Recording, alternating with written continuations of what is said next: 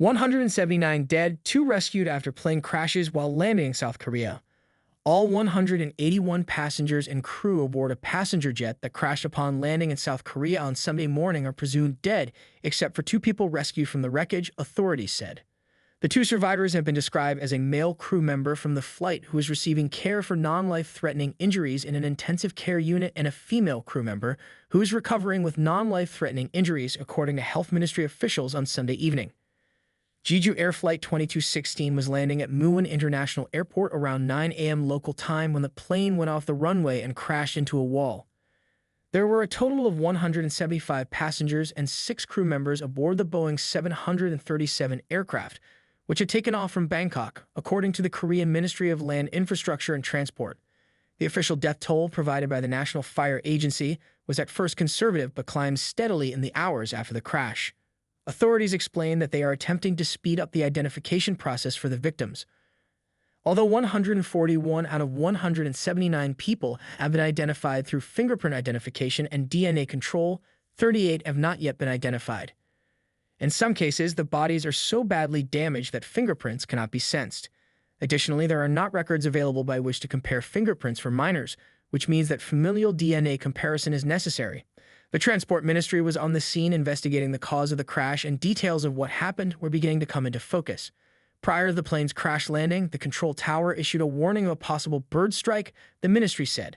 About a minute after that warning, a pilot sent a mayday distress signal, after which the tower issued permission for the aircraft to land, the ministry said.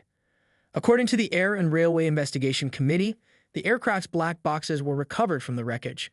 The plane's flight data recorder was found partially damaged and its cockpit voice recorder was collected intact, officials said. Decrypting the FDR data could take about a month, according to officials. However, if the damage to the FDR is severe, it may have to be sent to the U.S. National Transportation Safety Board for decoding, which could take more than 6 months, officials said. Video from the scene at the time of the crash appears to show the landing gear was up when the plane touched down, possibly indicating some sort of malfunction, and it also appears the plane landed at a high speed. Videos taken at the scene showed flames and a thick column of dark smoke at the crash site. As of 1 p.m. local time, authorities said the plane had completely burned. A temporary morgue was being set up at the airport. By about 8 p.m., the official death toll had climbed to 176 people, the National Fire Agency said. 83 of the dead were women and 82 were men, the agency said, adding that another 11 bodies remain unidentified. According to the flight manifest, there were 5 children under 10 years old on the flight, the youngest of them being 3 years old. Initially, there were conflicting reports on the number of people rescued. United States President Joe Biden said in a statement Sunday afternoon that he and First Lady Jill Biden were deeply saddened to learn of the loss of life in the crash. As close allies, the American people share deep bonds of friendship with the South Korean people, and our thoughts and prayers are with those impacted by this tragedy. The United States stands ready to provide any necessary assistance, the statement continued.